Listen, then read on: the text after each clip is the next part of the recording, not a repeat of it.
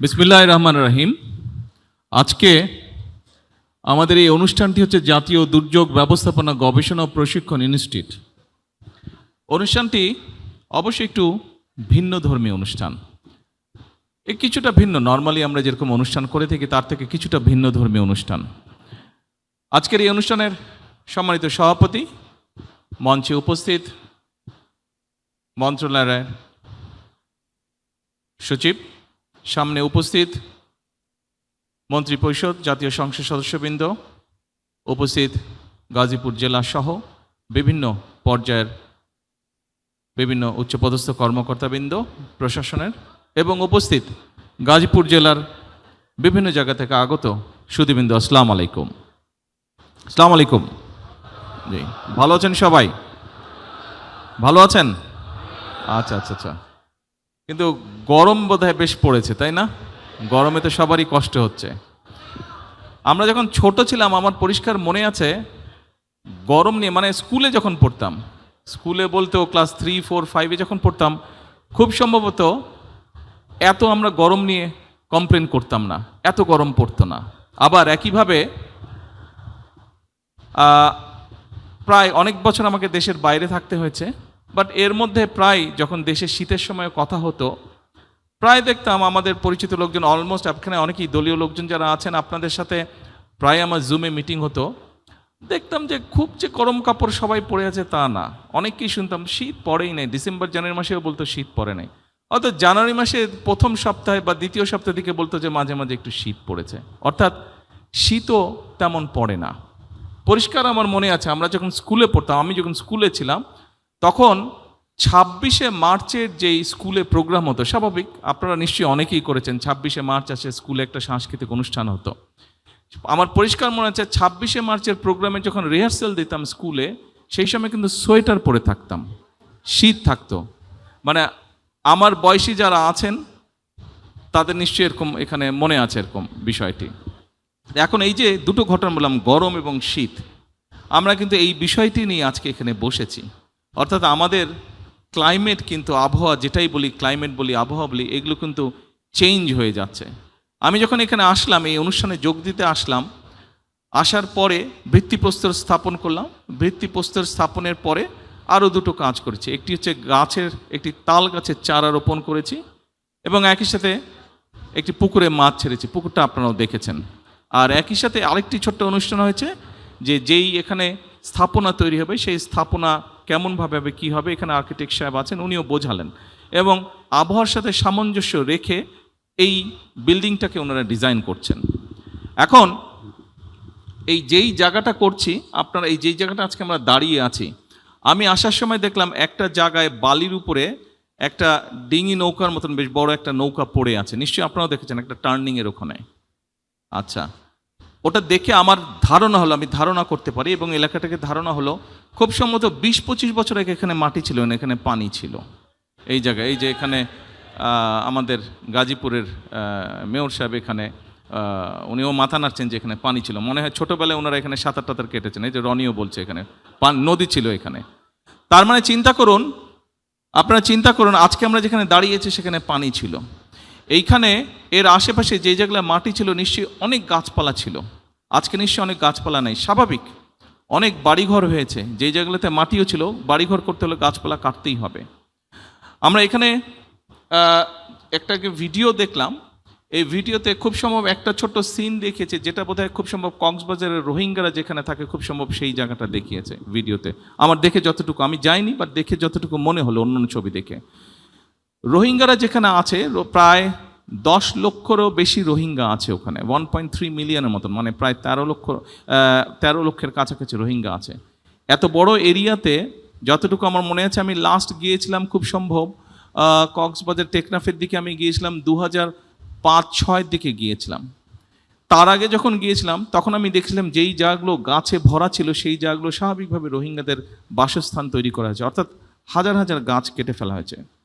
কিছুদিন আগে আমি হঠাৎ করে একদিন সকালে পত্রিকায় দেখলাম যে কক্সবাজার থেকে বিচের পাশ দিয়ে একদম উখিয়া পর্যন্ত একটা রাস্তা করা হচ্ছে, একটা বিচ রোড করা হচ্ছে, এবং যে কোনো কারণেই হোক রোডের ডিজাইনের কারণে প্রায় 3000 গাছ কেটে ফেলতে হবে।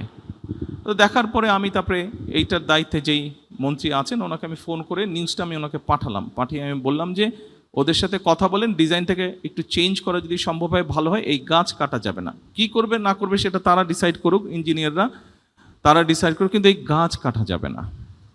সম্মানিত উপস্থিতিবৃন্দ, দুর্যোগ আসবে, প্রকৃতির দুর্যোগ, প্রাকৃতিক দুর্যোগ আমরা যেটাই যেভাবে বলি আসবে, আমরা সেটাকে কিন্তু বন্ধ করতে পারবো না, সেটাকে নিয়ন্ত্রণ করার ক্ষমতা আমাদের নেই। কিন্তু এই যে আমি কয়েকটা কথা বললাম, এখানে বেশ কয়েকটি কথা আছে। অর্থাৎ আজকে কেন এই জায়গাটা যেখানে পানি ছিল এখানে মাটি ভরতে হলো, এখানে অফিস আদালত হচ্ছে, স্কুল কলেজ হচ্ছে, হাসপাতাল হচ্ছে, বাসস্থান তৈরি হচ্ছে। অর্থাৎ আমাদের জনসংখ্যা বাড়ছে। এই জনসংখ্যা একদিকে যেমন বাড়ছে, তাদের বাসস্থানের প্রয়োজন। আরেকটা জিনিস খেয়াল করে দেখবেন খুবই জরুরি, সেটি হচ্ছে বাসস্থান তৈরির সাথে সাথে মানুষের স্কুল কলেজ সব কিছু তৈরি হওয়ার সাথে সাথে কিন্তু ফসলি জমির পরিমাণও করছে। বাংলাদেশ একটি জনবহুল দেশ, যেমন দুর্যোগ প্রবণ একটি এলাকা, ঠিক একইভাবে একটি জনবহুল দেশ। কাজে আমাদেরকে অল্প একটু দুর্যোগ হলেই কিন্তু মানুষ ক্ষতিগ্রস্ত হয়, অল্প একটু দুর্যোগ হলেই কিন্তু আমাদের ফসল হানি হয়, আমাদের গবাদি পশু নষ্ট হয়। সেই জন্য আজকের এই অনুষ্ঠানটির মূল যে লক্ষ্য বা বিষয়টি সেটি হচ্ছে আমার ধারণা দুটি। এক, এখানে যেটা শুনেছি আমি, যেটা জানি, যে এই প্রতিষ্ঠানটি তৈরি হওয়ার পরে এখানে আমাদের ক্লাইমেট বা আবহাওয়া যে চেঞ্জ হচ্ছে সেইটি সম্পর্কে রিসার্চ করা, কিভাবে এই বিষয়গুলোকে আমরা ট্যাকেল করব। অ্যাট দ্য সেম টাইম সেটি ভূমিকম্প হোক, সেটি অন্য জলোচ্ছ্বাস হোক, যেটি হোক, সেখান থেকে আমরা কিভাবে আমাদের সম্পদ এবং মানুষকে আমরা রক্ষা করব। যারা কাজ করবে এই কাজে তাদেরকেও ট্রেনিং দেওয়া হবে, তাই তো, তাদেরকেও ট্রেনিং দেওয়া হবে। এখন এই যে ট্রেনিং দেওয়া হবে, 20 কোটি মানুষের মধ্যে আপনি কতজনকে ট্রেনিং দিতে পারবেন? আমি কিছুদিন আগে ভূমিকম্পের বিষয়, বাংলাদেশে গত কয়েক মাসে বেশ অনেকগুলো ভূমিকম্প হয়েছে। আলহামদুলিল্লাহ, আল্লাহর রহমত যে ভূমিকম্প এমন পর্যায়ে যায়নি যেখানে প্রাণহানি ঘটতে পারে। কিছু ইনজুরি হয়েছে, ছোটোখাটো হয়তো হয়েছে, কিন্তু ম্যাসিভ আকারে কিছু নেই। আল্লাহর কাছে হাজারো লক্ষ কোটি শুকরিয়া। এই যে ভূমিকম্প হচ্ছে, এটির একটি অন্যতম কারণ হচ্ছে গুলশান এলাকায়, ক্যান্টনমেন্ট এলাকায়, এই যে এলাকাটি, এখানে আমার পরিষ্কার মনে আছে, ছোটবেলায় দেখেছি যে 50 ফিট গেলে, 50 ফিটও যাওয়া লাগতো না, 20-25 ফিট গেলেই বা 15 ফিট গেলেই পানি বের হতো। এখন আমি শুনেছি সেখানে প্রায় 600-700 ফিট নিচে যেতে হয় পানি পাওয়ার জন্য। এবং এটি আপনারা এখানে অনেকেই আছেন হয়তো কম বেশি ডাইরেক্টলি না হলে ইনডাইরেক্টলি কৃষিকাজের সাথে জড়িত, আপনারা এই খবরটা আপনারা জানেন। 20 কোটি লোকের ফসল উৎপাদনের জন্য আমাদের কৃষকরা সারা বাংলাদেশে তারা এই যে গভীর নলকূপের মাধ্যমে পানি টেনে তুলছে। তার ফলে যেটি হচ্ছে, নিচে থেকে আস্তে আস্তে শূন্য হয়ে যাচ্ছে। খুব স্বাভাবিক, নিচটা যখন শূন্য হবে উপর থেকে সেটি ধসে পড়বে, তাই নয় কি? এটি তো স্বাভাবিক ব্যাপার, এটি স্বাভাবিক ব্যাপার। আপনি নিশ্চয়ই জানেন এবং সকলে খেয়াল করেছেন, সকলে শুনেছেন, অনেকবার শুনেছেন। আমরা আমাদের নির্বাচনী যে ম্যানিফেস্টো ছিল, নির্বাচনী যে মিটিং ছিল, বিভিন্ন বিষয় ছিল, সেখানে আমরা উল্লেখ করেছি যে আমরা খাল খনন কর্মসূচি শুরু করব। আমরা সরকার গঠন করেছি আলহামদুলিল্লাহ, এবং আমরা আমাদের সেই প্রতিষ্ঠিত খাল খনন কর্মসূচি শুরু করেছি। 2-3 দিন আগে একজন সাংবাদিক এক জায়গায় বলছে বিএনপি খাল খনন কর্মসূচি শুরু করেছে, এটি তাদের একটি রাজনৈতিক প্রোগ্রাম, এই কোথাও কোনো হিসাব নেই, কিছু না, এটা করতে হবে বলে করেছে। তা আমি খুব শ্রদ্ধার সঙ্গে ওনাকে বলতে চাই, বিষয়টি আসলে তা নয়। এই খাল খনন কর্মসূচির সাথে মানুষের জীবন ওতপ্রোতভাবে জড়িত, এই খাল খনন কর্মসূচির সাথে কৃষি জড়িত, এই খাল খনন কর্মসূচির সাথে এই ভূমিকম্প পর্যন্ত জড়িত। সম্মানিত উপস্থিতিবৃন্দ, আমরা গত 20 বছরে যে পরিমাণ পানি নিচে থেকে টেনে উপরে তুলেছি, আমাদের ব্যবহার করেছি, এই পরিমাণ পানি যদি আজকে থেকে, বিশেষ করে বর্ষার সময় যে অতিরিক্ত পানি আসে সেটিকে যদি আমরা ছড়িয়েও দেই, মিনিমাম 20 বছর আরও লাগবে সেই যে শূন্যস্থান পূরণ হতে, অর্থাৎ মোটামুটিভাবে রিচার্জ হতে 20 বছর সময় লাগবে। 20 বছরে আপনার জনসংখ্যা আরও বাড়বে, আপনার খাদ্য উৎপাদন আরও আমাদেরকে বাড়াতে হবে। কাজেই আমাদেরকে কোনোভাবেই ভূগর্ভস্থ পানি ব্যবহার করা বোধহয় আমাদের জন্য বিপদজনক হয়ে যাচ্ছে, এবং এটিও কিন্তু দুর্যোগের সাথে সম্পর্কিত। যেভাবেই হোক আমাদেরকে খাল খনন কর্মসূচি শুরু করতে হবে। আপনারা নিশ্চিত পত্রিকায় দেখেছেন, কয়েকদিন আগে আমরা একটি সিদ্ধান্ত নিয়েছি যে আমাদের উত্তর অঞ্চল, দক্ষিণ অঞ্চলে বিশেষ করে রাজশাহীতে আমরা পদ্মা নদীর সাথে পদ্মা ব্যারাজ তৈরি করব আমরা, যেখানে পদ্মা ব্যারাজ এই জন্য আমরা তৈরি করব যে সীমান্তের ওপারে তারা ব্যারাজ তৈরি করা, বাঁধ তৈরি করার মাধ্যমে বিভিন্নভাবে পানি তারা নিচ্ছে, কিন্তু আমাদের কাছে যেই পানিটি আসছে শুকনো মৌসুমে হয়তো আমরা কম পাচ্ছি, যার ফলে যেটা হচ্ছে পানিতে, নদীতে পানির স্রোত কমে যাওয়ার ফলে অনেক সমস্যা হচ্ছে। আস্তে আস্তে আশপাশগুলো শুকিয়ে যাচ্ছে। আপনারা নিশ্চয়ই দেখেছেন, ছোটোবেলায় আমরা দেখেছি পদ্মা নদীর এপার থেকে ওপার দেখা যায় না, এখনও দেখা যায় না, তবে তখন পানি ছিল, এখন পানি শূন্য, দেখা হয়তো এখনও যায় না এপার থেকে ওপার। কেন চাচ্ছি আমরা ব্যারাজটি করতে? এই ব্যারাজটি আমরা এই জন্য করতে চাচ্ছি যে বর্ষাই বলুন, শুকনো মৌসুমি বলুন, যখনই হোক আমাদের দেশের মানুষ, কৃষকই হোক বা যে কোনো মানুষ হোক, তারা যাতে পানি পায়। আরেকটি ডেঞ্জারাস ব্যাপার হচ্ছে এই ফারাক্কা বাঁধ হওয়ার কারণে যেটি হচ্ছে, ধীরে ধীরে যেহেতু পানির পরিমাণ কম, সেজন্য ধীরে ধীরে যেটি হচ্ছে সমুদ্রের পানি দক্ষিণ অঞ্চলে ঢুকছে, ফলে সুন্দরবন সহ ওই সকল অঞ্চলে যেই সমস্যাগুলো আছে, নোনতার কারণে নোনতা পানি বেশি পরিমাণে ভিতরে চলে আসার কারণে বিভিন্ন গাছপালা নষ্ট হচ্ছে, যে বিভিন্ন পশু বিলুপ্ত হয়ে যাচ্ছে। কাজেই আমরা যদি সেই প্রেশারটাকে রাখতে চাই, আমাদেরকে এই ব্যারাজটা নির্মাণ করতে হবে, এবং ব্যারাজের মধ্যে আমরা পানি ধরে রাখবো।